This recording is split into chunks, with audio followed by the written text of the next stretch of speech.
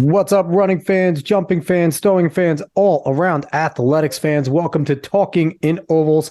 I'm Alex Cuesto. What's going on? To my co-host, the man that everyone comes to hear because they don't want to hear me talk. What's up, Hyatt? How's it going?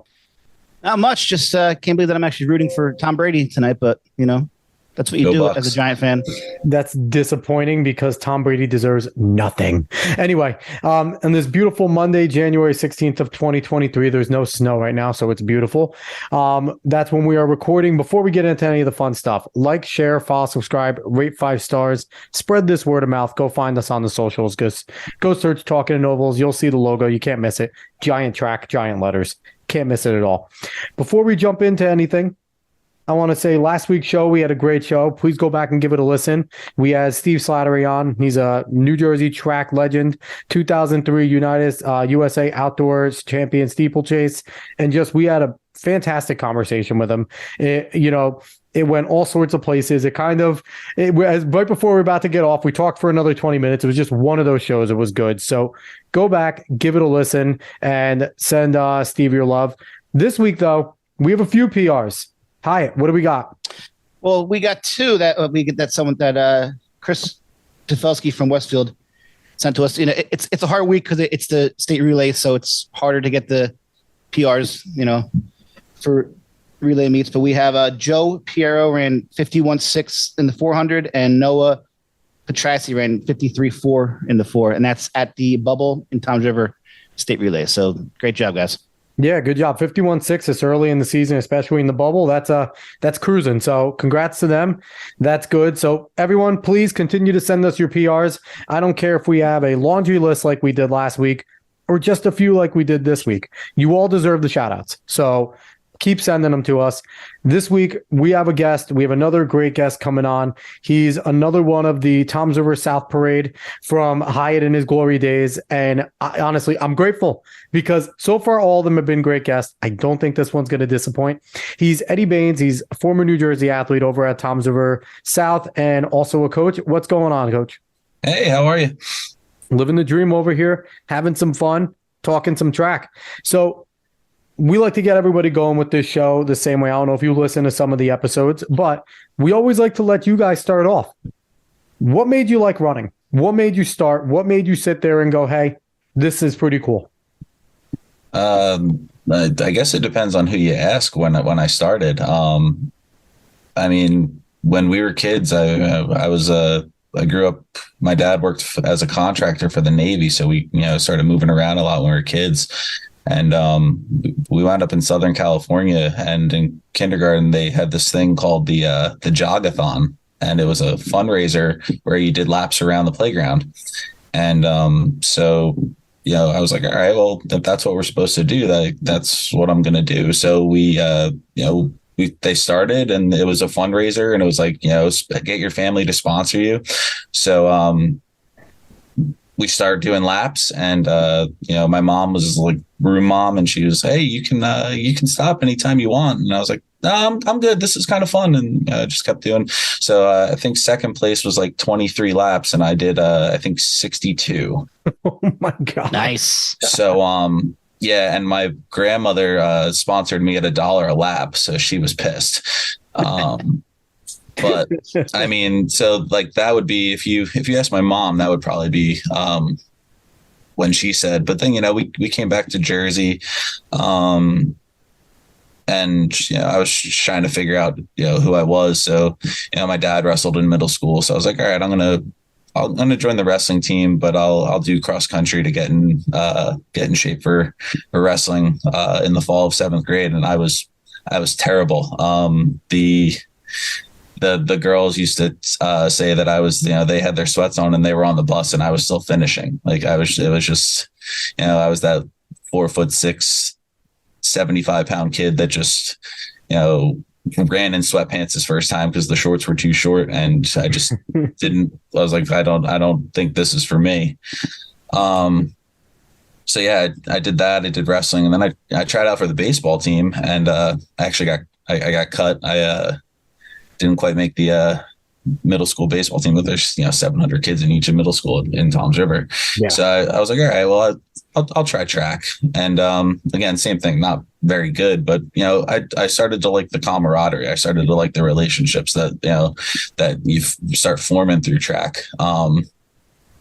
So the next year I was like, all right, I'll do the same thing, and hopefully this year I make the team. So cross country, I must have grown 6 inches. I finally, hit my sprout and went from like 87th in Ocean County to fourth. Wow.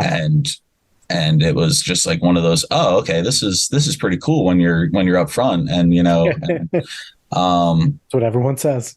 yeah. So yeah, it's always fun when you're winning. It's always easier when you're winning. Absolutely. So yeah, I just I was like, all right, this is great. So then it all switched. I did wrestling, but now I was doing wrestling to stay in shape for track. It wasn't the other way around anymore. It was, then it was that's kind of where I would say that I kind of bought in, and I was kind of hooked to it. So yeah, and I went up to the baseball coaches and said, hey, listen, I'm not going to come out for baseball. And we're cool. We're still cool to this day. I wound up working with one of them. He was a guidance counselor at the high school. And one of them was my father-in-law. So did you do Little League throughout? Like, were you someone that was kind of known and was expected to be eventually a player, like known in the area-ish, like to your little group, like, oh, eventually we're going to get Baynes to come. He'll be on the team. Like, is that something where they expected you to just keep trying and come make it eventually? I think so, but it wasn't, that I was very good. It's just, we grew up kind of, I would say that a word you could say about, Hyatt could probably attest to this is how stubborn I am. So, I probably, that's for damn sure. Yeah, it was probably more that I wanted to be, I wanted to make it because like I wanted to make it. Like that's, and everybody who we grew up with knew that like, there was no quit. Like you tried until, they basically said, listen, you're done. Don't try to do this anymore. It's not going to work. So you're done there. Now you're fully bought into track. What were some of your favorite times, like middle school? Obviously going from 86 to fourth, that has to be like an aha. This is great, right? And then from there, what have been some of your favorite memories? Recount like your best memories going through the rest of middle school and high school, college, coaching. Take us through the whole thing and we'll jump in if we want to. Yeah. I mean, middle school, like, I guess, it was, fourth during cross countries, second in the county mile. And, just like, all right, I've bought into this, and like, I'm starting to see that like, there's, you're not on the soccer field, you're not on the baseball field, you're not hiding behind other people. It's just you, and it's the work that you put in. And, the one thing that, the thing that my parents always instilled in us is, if you work hard, you're like, so that was from the start. It's, I can control the output here because I can control how much work I put into this. Yeah, there's no politics in track at all. None of those right. Team politics in track. Yeah, which is, I mean, and again, I could talk to you about this, which sometimes I think that was what was great about my drive in high school, but it was probably also part of my downfall in high school, why I kept getting hurt, because, I had to work as hard as I thought I needed to work to be the best I could be, which, it took me until I got to college to find the balance, that, it is, you need to have it in your lifestyle, but it doesn't have to be your life. There definitely was not many easy runs for Eddie Baynes. No long soul distance, no LSD.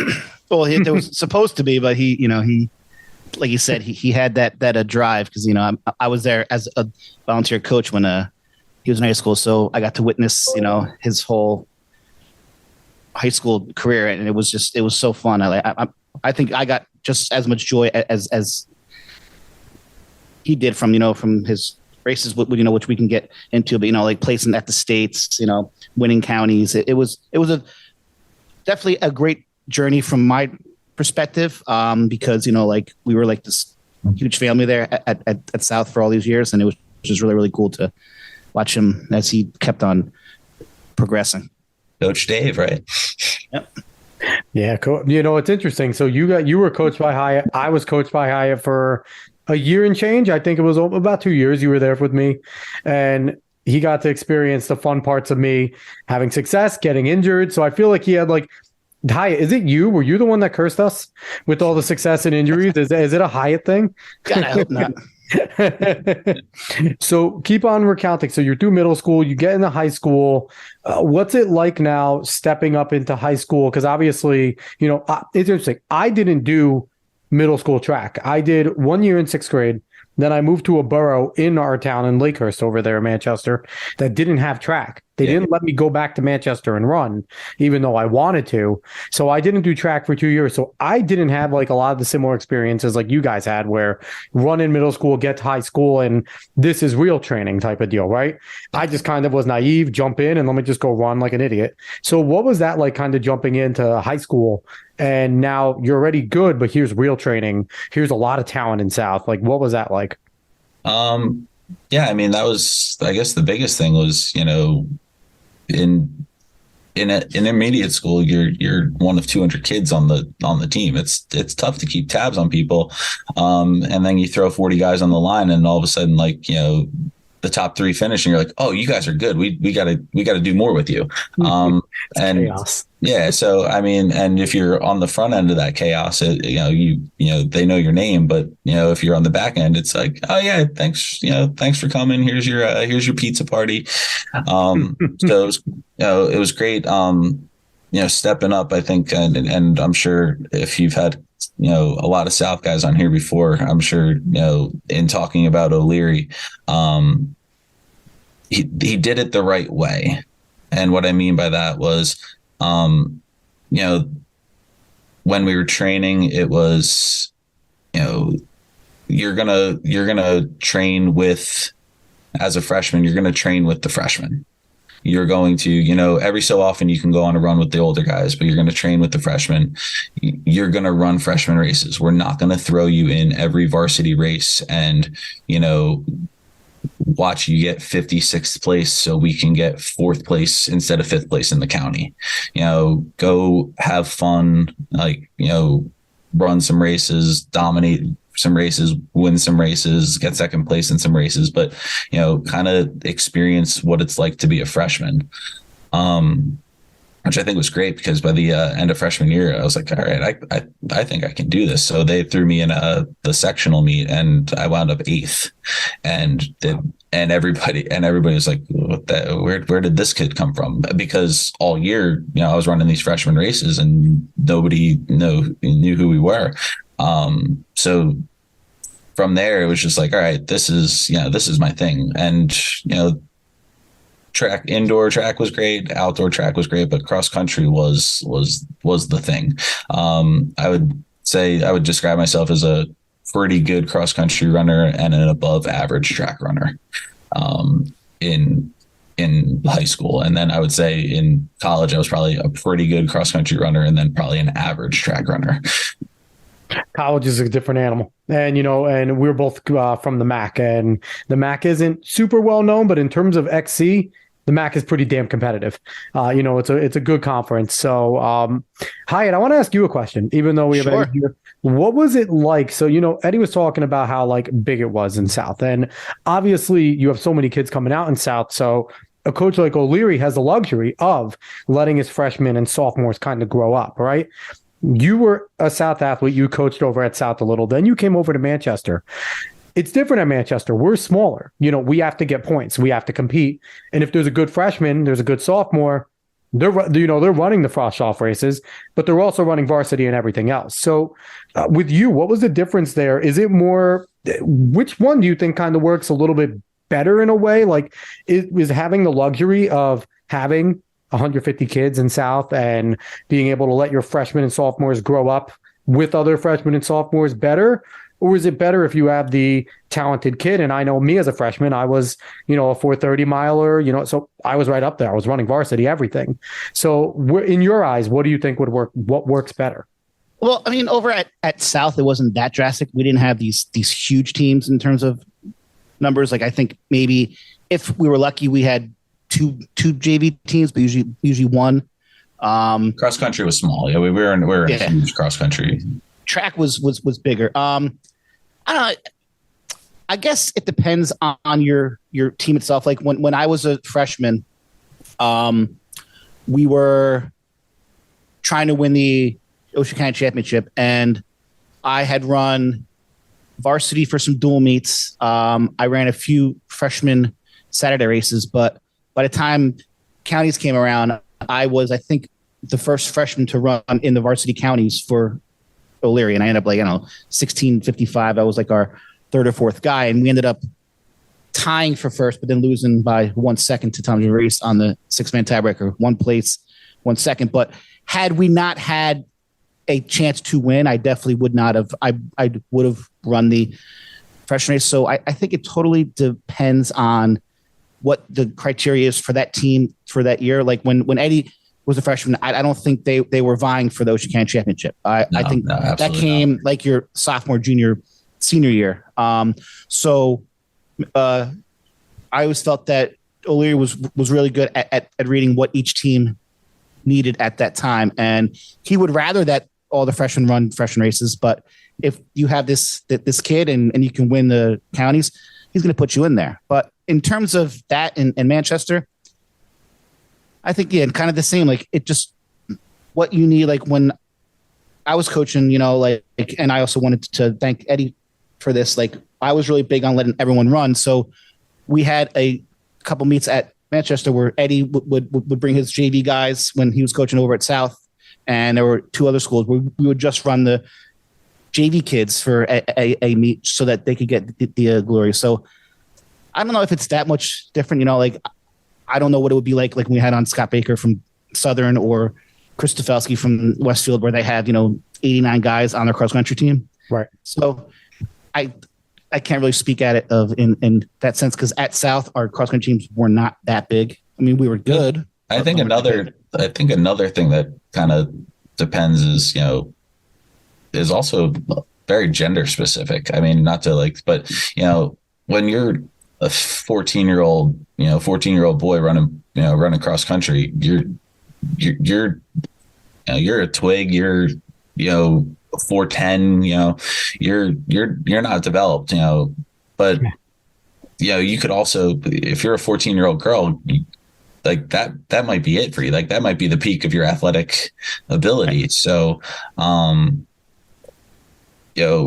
at that point, you're a woman. You can compete against these other women, like as opposed to when you're a 14-year-old boy, you're a boy competing against 18-year-old men. Yeah, huge difference. It's a big difference. Yeah, certainly. We'll see some of your best girl runners in the state, or you can be freshmen. We've had freshmen win meet champs multiple times. Yeah. You don't see that on the boys side it's always like if you get an 11th grader to crack into the top 10 in the cross country meet champs, you're like, wow, that kid's right. Legit. If you look at the girls' results, it's three of each grade. Yeah. It's pretty bizarre. I didn't think of it that way. So Eddie, let's keep going down your journey. High school. You had success in high school. What do we got there? Yeah. Again, cross country was the kind of the thing. If we showed up to a meet, the goal was to win. And the goal at practice was to try to pull as many guys along with me. And sometimes that led to some confrontation. We were trying to make some guys better, and they were like, "Hey, we were told we're going to run slow today, and it is what it is. You're slow, my slow. I get it." But it led to those, good relationships. I think a lot of the guys are still, invested in running, which is great. And the team got better. We got, some guys hopped on the train, and it worked out for them. They went on to do some great things in high school. But yeah, cross country, the goal was always to, if we were showing up to a Saturday meet, it was, all business. I was trying to win a race, and it didn't work out as much as I think everybody likes to allude to. There are a lot of silver medals in my mom's attic right now, but but that was it. If I'm gonna, again, with this sport and how individual it is, and how if I'm gonna go through, and I think that's the thing that, like, you could say, do you love running? Do you hate running? I liked competing. I went through all that because I liked competition. I liked racing. I liked, putting myself out there and trying to win. And that's why I did, I think, what I did for so long, because, sure, when you're getting hurt and, there's so many, when you get to college and everybody's good, there's so many things that can, turn you off to it. But when that gun went off, none of that mattered. It was just, all right, let's go out there and try to win a race. And it was really that simple. So yeah, some success, county title, state title. Just that was the goal. Just go out and try to, be the first guy across the line. And if it worked, great. And if it didn't work, again, I could probably, I was mad and wanted to figure out what we needed to do to fix it so it didn't happen again. So, yeah, I mean, I think Eddie's best race from, there are two for me that saying that was, I think it was maybe his junior or senior XC when he won counties. He was way behind, came back, won.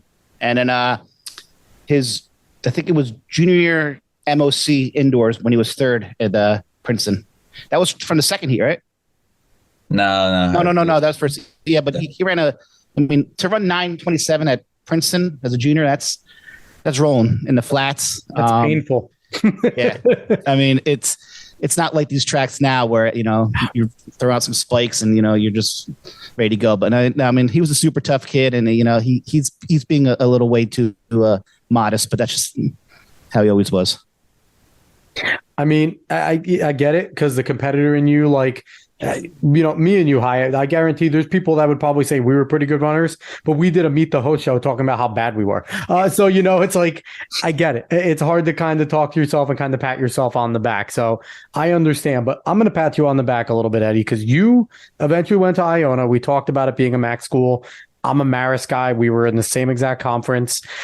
Iona is the cream of the crop for cross country in MAC. It's not even a question.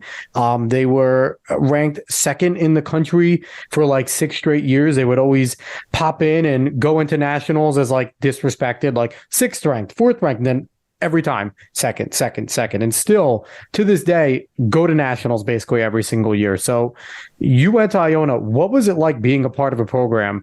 Like, you went from South, which had high expectations, and now to Iona, which is now entering into national expectations. What was that like? Yeah, I mean, first off, like the first day we get on the in the van, and we go up to New Paltz, and I'm with you. I'm like, oh God, this is what am I getting? I'm sitting in the back seat, nervous, keeping my mouth shut. What am I getting myself into? Like, these guys are legit. This guy's sub 4. This guy ran a 1:49 the other day. This one ran the 28-minute 10K. Like, legitimate guys, national caliber dudes. Yeah, they were phenomenal. But as the conversation opened up, I was like, these guys are goofballs. They're clowns. Like, they're very laid back.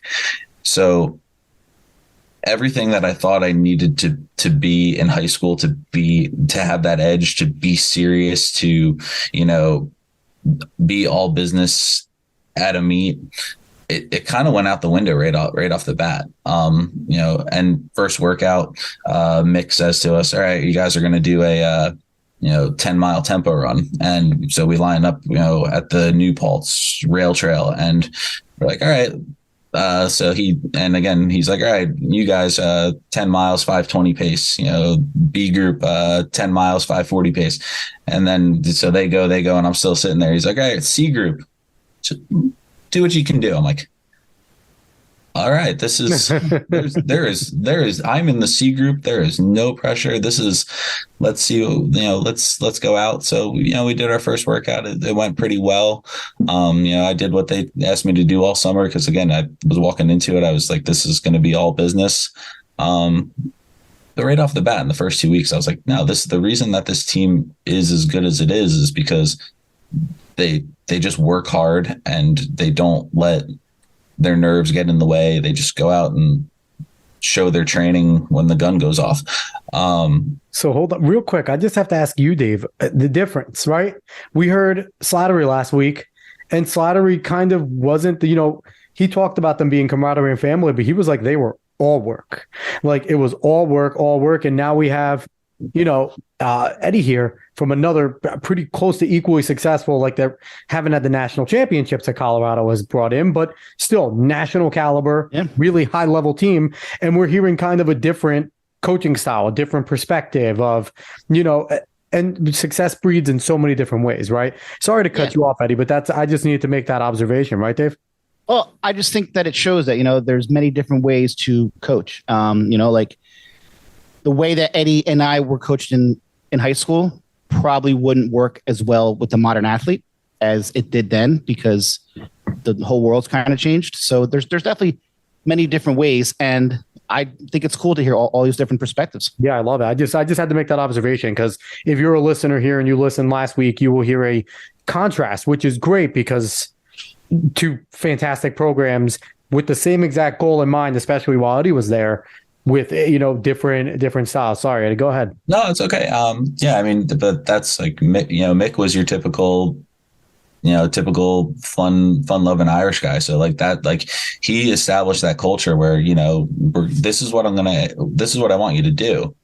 But it wasn't, this is what you have to do. This is the tools to be successful. You want to be successful. This is what you're going to do. But you don't have to turn that into, a job. It has to be a passion. It has to be something you love. So yeah. And right off, like in the first 3 weeks, everybody's kind of breaking down because, we're all, all fighting above our weight class to try to make a team. And, that was, within the first 2 days of being back on campus, he pulled us, the freshmen aside and said, hey, listen, there's 7 of you. None of you are going to make it if you don't back off. And we're like, what do you mean back off? And he said, you can't run, you have to run your slow days by yourself. So you can't run with the Kenyans on your slow days. You can't you have to pick and choose your battles. And a bunch of guys, that went in one ear and out the other. Cause again, like they grew up like us, like me and Hyatt, where you have to work hard every day. That is the recipe for success. The Kenyan slow day is 550 though. Like a mile. It's a different breed. Oh, absolutely. And, so a couple of us listened and a couple of us didn't listen. So we go up to our first college meet in Boston. They bring the quote unquote B group. And I was one of the guys who was like, all right, well, he told us to take it easy on easy days, so I'm going to listen to him. It seems like, he knows what he's talking about. So we go up to Boston for my first race and I wind up being the number 1 guy on the team and like 11th place overall. Wow. And all of a sudden, all those guys who couldn't be bothered, oh, I have to work hard. You don't want to work hard? Well, then you're going to suffer. They all change their tune really quick. They all are like, oh, it worked for you. Let me try it. And from there, like I think at that point, I think Mick kind of looked at me and said, this guy might never make our team, but he's like, he's a guy that at least for our American guys, he'll his actions, if he continues to work the way we want him to work, we could get a couple of good guys out of this. So, and that's, I think one of the, from Iona a couple of years and then into LaSalle, like that was I'd say one of the better things that I did in college was, I learned how to listen to how I was feeling and, how I reacted to stuff. That way, the days that mattered were race days, and I had juice left in the tank on race days. I could perform well. So, I might have been in the B group for a workout, but then I was, finishing, fourth in some major invitational. And, they're like, wait, if you're in the B group, how come you're beating us all on race day? Because I'm not killing myself on race day. Now I'm training the way that you're supposed to train to get better. So before we jump, because you said you went over to LaSalle after, right?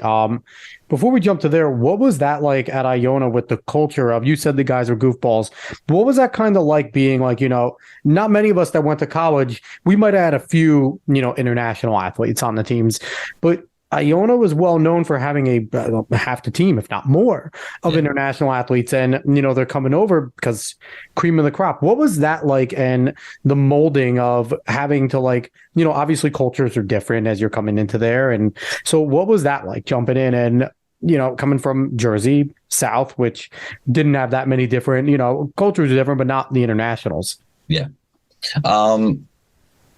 It was one of the best times of my life in terms of, just the relationships that I kind of forged from all these different cultures, from all these different people. The Irish guys were, they were funny, happy go lucky guys. The Kenyans, they were a little, they were a little soft spoken, but they were really the same way. They were, a bunch of goofballs. They were very easy to get along with. They're so polite. And it was interesting because you're saying, like South Jersey, there's a bunch of different, it was eye opening to me where, in Kenya, there's a bunch of different like socioeconomic statuses where, I was learning like, oh, this guy's rich because his family owns cattle. And I was like, that's the mark of wealth, and is you own your own cattle as opposed to you have to. I was like, oh, now, and one of my favorite stories ever is, we had these two guys come my junior year. They sign, they come over from Kenya, and we take them out to dinner the first night that they're in town, because we all lived in, 14 of us living in the quote unquote track house. So we take these guys out to dinner, and the one, Matthew, he's from an urban area, so he's very social. He was very right off the bat, we're talking. But the other one, he was from a very rural area, so he's just staring at his glass of water on the table.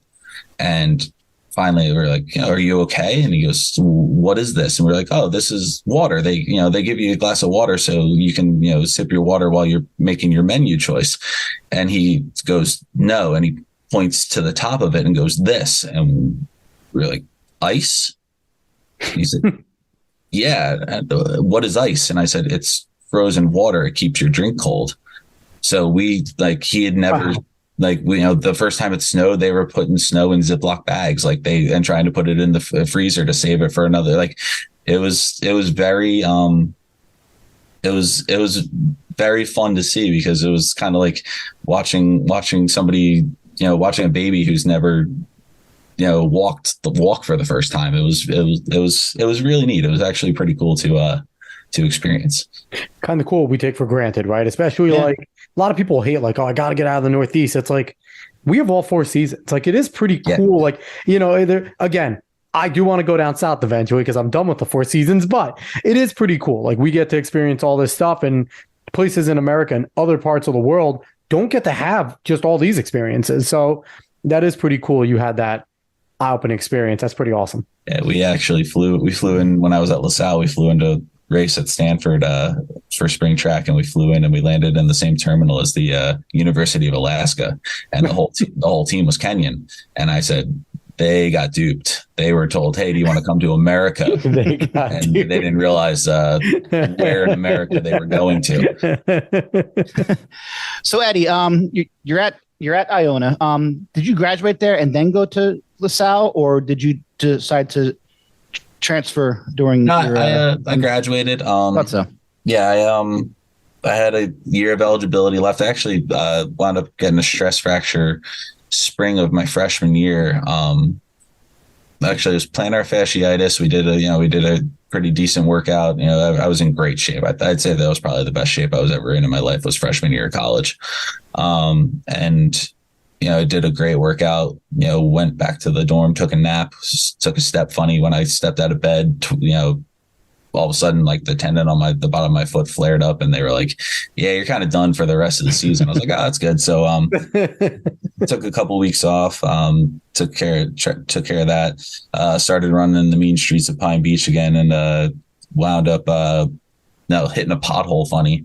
And they were, so all of a sudden, like, I get back on campus and I'm like, yeah, this has been bugging me for a couple of weeks. And they're like, oh, it's probably just tendonitis. Take 2 days off. And, because you're at a small school with, with limited resources, like what we had in terms of, ability, like we didn't have the resource, so we didn't have like our own training staff, like a Stanford would have, where it's like, oh, this is the cross country trainer. Like we were all fighting for.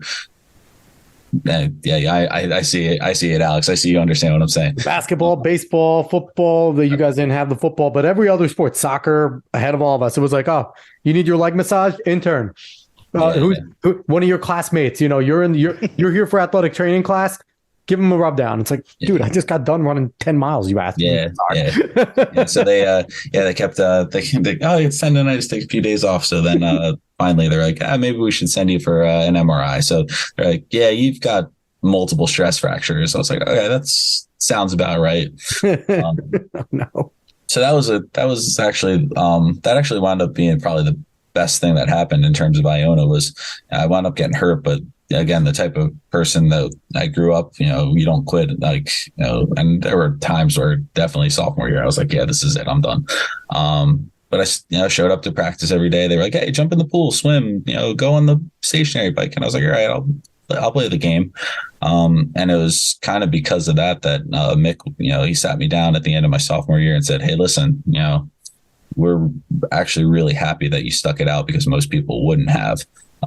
So we know what you're getting academically. So would you rather us pay the rest of your tuition or pay for your housing? And I was like, this is, I'm glad I stuck it out now too, because that's awesome. That's fantastic. Yeah. So, then junior year, senior year were great. Like I finally figured it out. Like I figured out how to, train the right way, do everything that you need to do. So, I got invited to go to nationals a couple times, made the plane ride out to Terre Haute, Indiana, which is always fun. Yeah. And, wound up being the alternate both times, which kind of stunk, because they don't tell you that when you get on the plane. They tell you that the night before. So you've got in your mind, like, all right, I got to get ready to run a national championship tomorrow. And then the wind kind of gets taken out of your sails. And one of the things like that I think a lot of the coaches that I've had would compliment me on was my ability to be consistent. So I don't think there was ever a race that I ran at Iona where I didn't score points for the team. So I finished maybe 24th in the region that year, but wow. they were kind of, oh man, that might not get us. So they, pulled a kid from Ireland out of his red shirt, and they said, listen, we're going to run him. And I was like, I understand. And he wound up running great, but there were two other X factors that wound up not running so well. So we're on the plane ride home, and Mick, was apologizing, and I'm like, it's not your fault. Like you had like, and it was a strategy. It was a strategy play. Yeah. And after 15 years of coaching, like I get it. Like you have to make, like, that's your job as a coach, is to make decisions. Yep. And I didn't even do it at that level. I did it at a no-name level. But so he said, hey, what's it going to do to get you to come back here next year? And I was like, no, I'm going to see what's out there. So he understood. He was like, yeah, just let me know what you need. I'll make some phone calls for you. And it was funny because we were sitting right next to Matt Centrowood Senior. And yep. he kind of gives me a nudge on the shoulder and goes, I coach you at American if you're looking to find somewhere else to go. So yeah, a great school. Yeah, it was. So did a little shopping. LaSalle was the best option. Charles Torpy, he was still there. He was he was a legend. And I was the same age as Sean Quigley and all those guys. So like I walked on and they were like, hey, we need a guy to like lead the cross country team. These guys are out of eligibility. So we need you to, you got 1 year left. You got to lead the squad. So nice. It's one of the, LaSalle's one of the best, especially middle distance crews. They are fantastic, especially in middle distance. I remember I looked at LaSalle and I was thinking, and then I looked at some of their stuff and I'm like, I'm not going to run there. Like, I'm not going to be able to compete at LaSalle. Like, they're really good. So that's pretty awesome. So let's dive into coaching, because now you're done with college. You do LaSalle. Now you come back. Did you want to coach right away? Is that something you want to do? No. That's kind of the answer that we get from a few of them have been like, I didn't want to do that. Pure dumb luck. I mean, truth be told, I was I got my teaching certificate in New York State. I did all that stuff at Iona. And so I graduated. I was like, all right, I need to find a master's program. But I was like, what do you need a master's in education for? So I actually went to LaSalle and got an MBA. And while I was there, it was 2008 and the housing market collapsed and finance was dead. So I was like, well, that's a useless degree now. So I was actually already subbing at South, like on and off, like, for, winter breaks and stuff. So I was, it was a 2-year grad program. I only had 1 year eligibility. So I didn't, I was back in Toms River. I worked out my schedule at LaSalle where I only had to go into Philly 2 days a week. So I was, subbing the other 3 days a week. And then I was just kind of hopping in practices just to keep running. So I wasn't really even, I was the assistant coach, but I wasn't really, I was just there because I wanted to get a workout in. Yeah, staying in shape. Yeah, exactly. Yeah, and then I was just, those guys were more much, they were a little younger, but every so often, the Hyatts would show up and, we'd talk shop and, it was a good time. But at that point, Jim Greer was, he was the girls coach. Yep, for many years. And he kind of walked over and he was like, "You're here a lot." I was like, I am, And he goes, do you want to coach? I was, what do you have in mind? He goes, "Yeah, I need an assistant for winter." I was like, all right, I can do that. So he's like, yeah. I was like, the problem is I still have to go into Philly, 2 days a week I can handle 2 days a week. He goes, "I'm only going to give you the distance girls." I'm like, all right, sounds good. I can do that. So there were 6 girls on there. There were 6 distance girls on the winter track team. There were only 20 girls on the winter track team. And it was, they had actually, they had another coach. They let him go, or he wound up getting the boys' job at North. So they gave Mr. Greer the job back, but he kind of didn't want it. So he never let on with that. So he kind of was like, all right, yeah, we'll do this. So then spring track rolls around. And he goes, all right, you're the head coach now. And that was it. That was the transition. Spring of 2009. He goes, yeah, I'm done. You're the coach. I was like, I'm still in grad school. I still have classes 2 days a week. He's like, yeah, I'll still show up 2 days a week, but he goes, I'm done. You're the coach. And that's how I became the track coach at Toms River South. He was a great guy, man. Yeah. I ran with his son Chris, and they were just an awesome family. So, but you can believe that story, Hyatt, because that's exactly how nonchalant he was. Like, oh yeah. He was just the most chilled. This is yours now. So you're at South, and I was coaching at Manchester girls while you were at South, and let me tell you, those South girls, those distance girls, they were just every year. Eddie just kept pumping out these girls that were just like 5 flat. 505, 5. It was amazing. Like the job that you did at that school, because I always watched whatever South did because I graduated from there, and it's like we're like this family. Like when our coach retired, we had a party and there was probably like 350 people there. We did this big thing. So like we're all this big huge close family. But like, what was it like to be coaching at your alma mater and to have such great success? That had to be just a wonderful feeling. Oh, it was great. I mean, the girls team, when I was in high school was great. They won the sectional cross country championship. They, they had legit girls, but they were also limited by the fact that indoor track back then was at Red Bank. So I think there were girls that were. We talk about Red Bank all the time on this podcast. We hate that place. Well, no, but Eddie never ran there. Yeah, I don't even know. I told you, my freshman year we got in a fight with High School East, and I only ran there twice. And our coach was like, "F this, we're not going back," and he never went back there once. Eddie, you didn't miss anything. You didn't miss anything, Eddie. Yeah, a couple lack of county titles. Oh wow. Yeah. Oh, but yeah. I mean, it was great because again, O'Leary did a great job with the boys, but Greer did such a good job with the girls that it wasn't. I didn't think what we were doing for the last 10 years was anything special. I just thought we were trying to continue on, and there were a couple down years right before I got there, and I think that's what everybody kind of remembered, but I remembered them before that when they were, the South girls were legit. They were, oh yeah.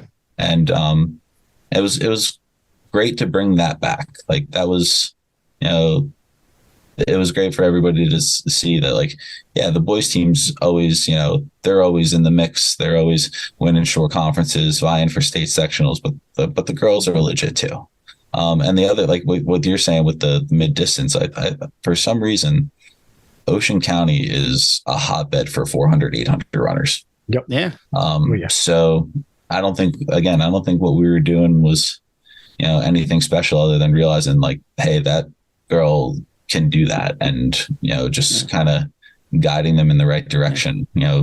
Maybe again, freshman year doing the O'Leary where, a girl would say, oh yeah, I think I'm a 100, 200 runner, and, let her get 15th in the, freshman county and say, hey, we got an extra spot in the 800. And then she wins it. And she goes, why didn't you tell me I could do this? Because, you got to kind of figure that out yourself.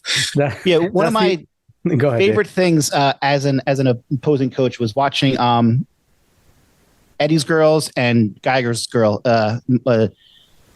Levitt, that just knowing that two guys that went to my high school have the two best girls in Ocean County short conference and on a state level. It was just so cool to watch, to see all these people from my old high school coaching, doing their thing. It was just awesome. It was so much fun. But there was one thing that I never understood about your time at South.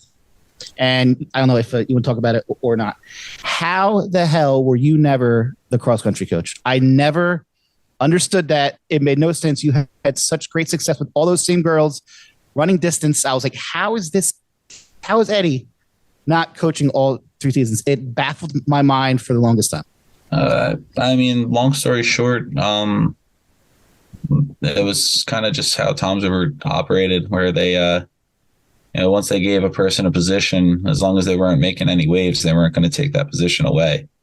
I guess, And it kind of actually did coach there for one year before I got my the job at the school I'm at now, where it kind of worked out where the boys coach got let go or just decided not to come back, and they're like, oh, we got to find a new boys head coach. Do you want to be the boys cross country coach? And I was like, well, no, what I really want to be is the girls cross country coach so I can build a program. So is there any way you can take the girls coach and move them to the boys? And they were like, oh yeah, we could do that. We didn't know that you wanted the cross country job. I was like, I think you're the only, if you're saying you didn't think I know, you're the only person in the free world that didn't know that I wanted that job. But it did kind of work out because you decided to transition and become the head cross country coach at Ocean County College, which I thought was really, really cool. Because you hadn't really, I wasn't even sure that OCC even had a cross country team, for the longest time, but you went there and you guys had such great success at the program. What was that like taking all these kids from Ocean County, from all these different schools and bringing them and competing on the national level for junior college? it was, I mean, that was kind of I think that was the one where I realized that like that coach, I grew up and I was like, yeah, I'm an okay runner, but I was like, I like this coaching more than I ever liked running. Yeah, like taking those kids at OCC, first of all, getting that job because I walked in for the interview and they're like, all right, we're bringing back this program from the 70s. Like you're going to be the keys to, like, we're giving you the keys to the van and this is yours. And, they were like, so, what sets you apart? I'm like, I was like, well, you guys got some talent walking around campus. I've seen a couple, kids that are, I've seen the people that, because they, had a sign up list. So I walked by, I looked at the sign up list and I was like, oh, I recognize those names. So, I did my homework and I said, with the names I see on that list, you guys are going to be vying for national championships. And that was all they needed to hear was, oh, you think that we can take this and turn it into something. And yeah, right off the bat, we got a good group of guys and girls in those first couple of years. And they didn't treat it like they were at a junior college, which was fantastic. And I hope that was partially, due to the culture that I was trying to establish. But I think it was just, I had the right group of kids. And then success breeded success, where by the time we were 4 years in, like, everybody knew the expectations. We know that we're working, we're taking 12 credits of classes and we're working a part-time job, but, from 2:30 to 4:30, we're on campus and we're working together.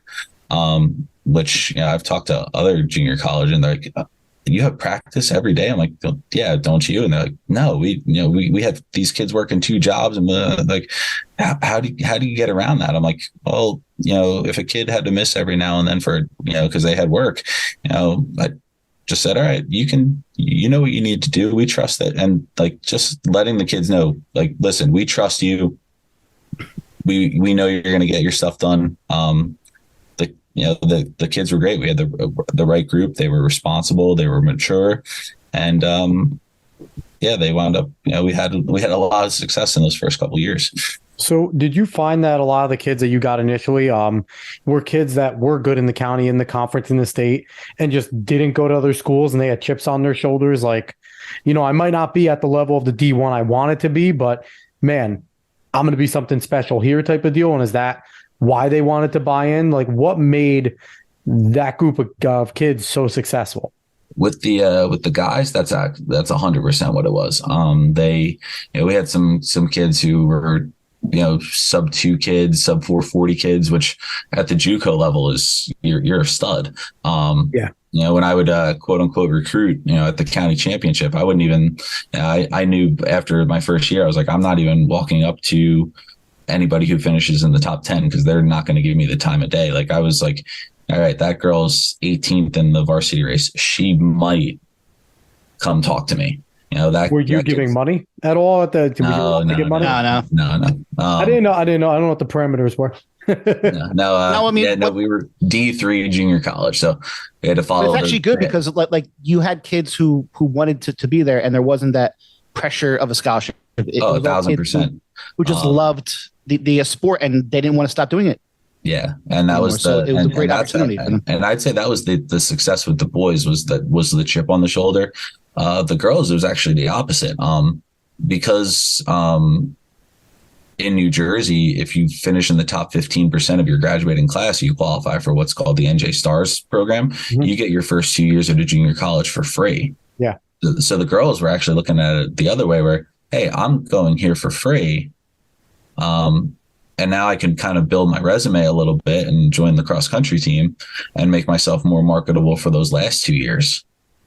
So, it was 2 different types of kid, actually, guy versus girl, where, it was, and it was funny how it worked out, but it created a nice balance where, the girls were the kind of, the responsible ones. I could like say, all right, this is what we're doing today. And like, they could keep tabs on the boys for me. And it was great.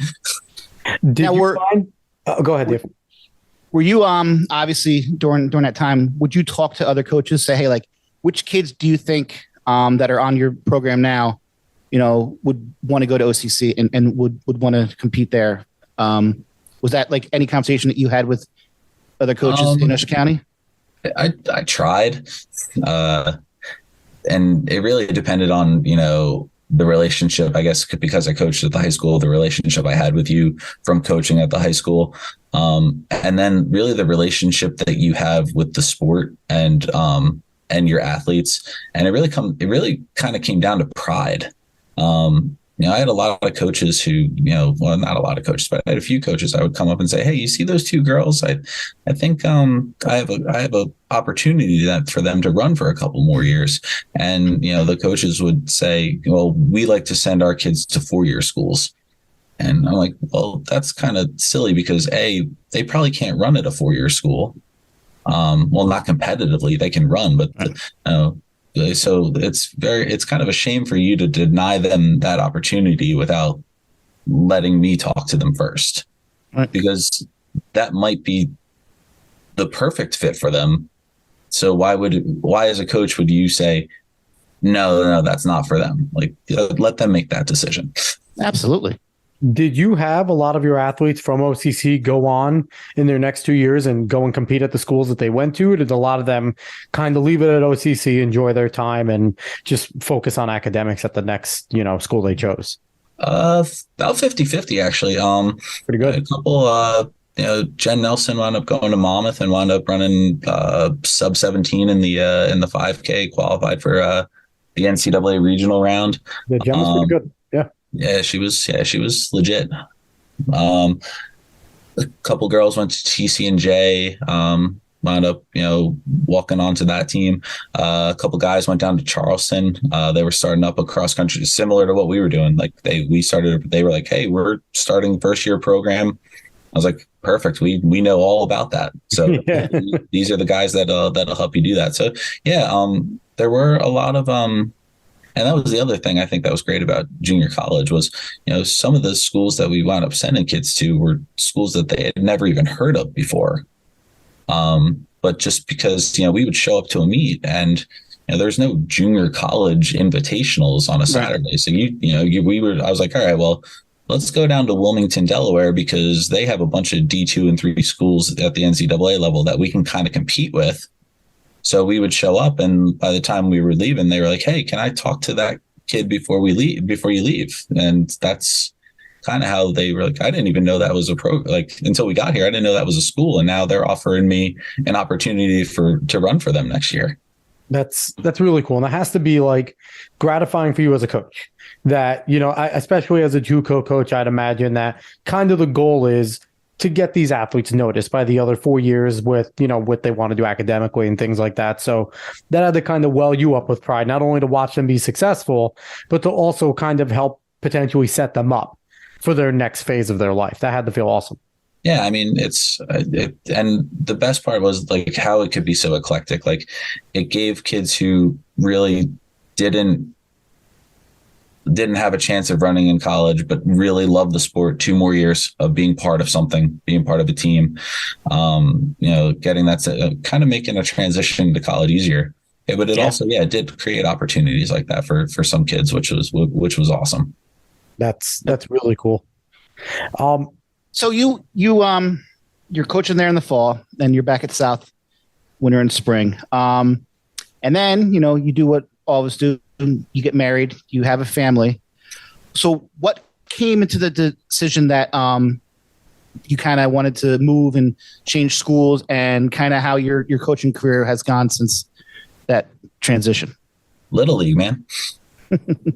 No, it was really, I got married in 2012. We had our first kid in 2016. We had a little girl during the pandemic. And it really came... It really came down to, around 2017, 2018. I was like, my kid's getting to the age where he's going to start doing things, doing sports, and I don't want to miss that. And it was an easy decision, and it just, again, opportunity presented itself. I saw that Sterling had an opening for a math position, and I've actually been living in Cherry Hill the entire time I was coaching in Toms River. Wow. So my wife works in Philadelphia, so we yeah, I went and applied, and by the time I got home, which it was like a 2 mile drive home, the superintendent called and said, "Hey, yeah, we want you to take the job." Um, which was awesome. It was I mean, the most heartbreaking thing was having to go back to Tom's River and say, "Hey guys, listen, I'm not coming back next year." But they understood. All the coaches I worked with, all the kids I worked with, they all understood. And I left the program with the same guys and they're phenomenal. We through trial and error, we found a coaching staff that they all brought something unique, all knowledgeable in the sport, but all brought something unique in terms of the way that they could interact with the kids. So I wasn't worried. And South's been super successful since I left, which is great. So yeah, I took this job at Sterling, and the first thing they said was, well, we don't have any high school jobs open, but we do have a middle school program. So I was like, yeah, I can, again, that's for me, that's maybe even better because, the whole goal maybe with coaching the whole time was to keep kids involved and and interacting in the sport and enjoying the sport. And, if we had success, that was icing on the cake. I loved coaching middle school. Yeah, it was fun. After my second daughter, like I stopped coaching high school and I went back to the middle school because I was teaching there, and it was fun, because I had a positive relationship with the high school coach, so it was cool just to kind of like, I knew what his expectations were at that next level, so it was just fun, like getting kids into it and teaching them things that they've never done, like even like certain how to go over a hurdle, how to like some of these kids when you get them in sixth grade, they have no idea. They're showing up in jeans and high tops, and like just to kind of like, it was cool that the high school coach also loved it too, because he had someone down there who actually knew what the hell that they were actually doing, because a lot of middle school coaches have zero clue. I remember going to meets where they didn't even know how to score a cross country meet. They're like, I don't know. I'm like, well, it did backfire pretty quick because we ran the middle school practice like on the opposite side of the high school practice while it was happening. So the high school coach, we worked close enough that he kind of right off the bat was like, "Hey, you know what you're doing." I was like, "Yeah, I'm okay at this." So I volunteered for winter, and he's like, "Can you work with the distance kids?" I was like, "Yeah, I can do that." And then he's like, "Can you coach the high jump?" I was like, "Yeah, I can do that." And, so basically, once he was like, "Wait, you can do whatever I ask you to do," I was like, "Just let me know what you need me to do, and we'll do it." So yeah, by the end of winter, they were like, "All right, we're going to hire you as the assistant spring coach and then the head cross country coach for the high school team." I was like, well, that escalated quickly. But yeah, then I said, "Listen, guys, that's great. I'm flattered. But again, next year starts kindergarten, and you're kind of getting me on borrowed time because that's going to be priority number one, is picking up my kids from school, which has actually been almost a blessing because now I'm on as a volunteer at the school. I show up, if they say, "Hey, we have these 3 kids that are high jumpers. They're great, but like we just got so much going on. Can you work with them one day a week?" So I can pick the day, show up, work with them for an hour, let my kids run around the track, mess around a little bit.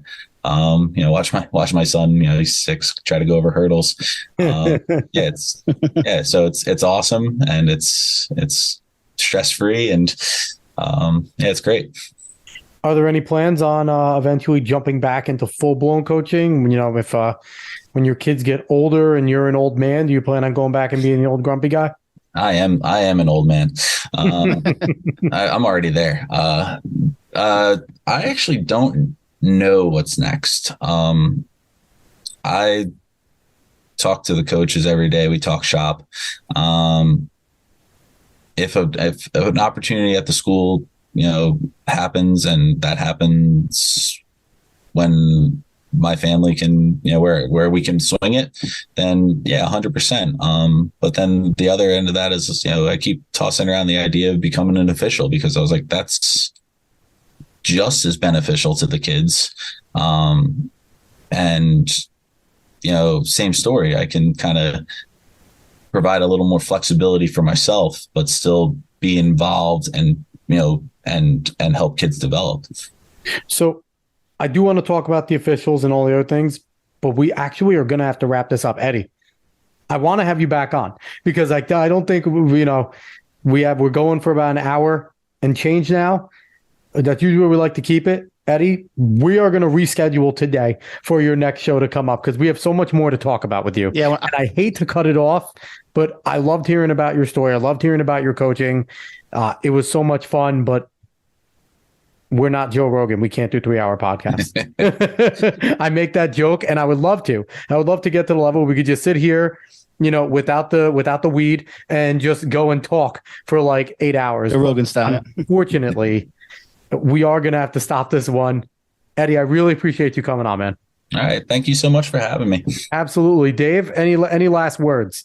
Nah, I'm like, I've known Eddie for a long time, and he was one of my favorite kids that I ever got to coach, and to be around, just his drive, and I think what was overlooked too was he was you could tell when he was in high school that he would definitely transition into being a coach if that was something that he aspired to do. He just has this way of being a leader, and just he's a great guy, and I'm so happy for him and his family, and I hope that the Giants kick his Eagles' ass on Saturday night, but I don't see it happening. But Eddie, thank you for coming on. You were one of the names when this all started that I told Alex that I would love to have on, because I just think you have a great story, and it's still ongoing, and I hope that whatever you decide to do in the future, you just have joy and success, and thank you.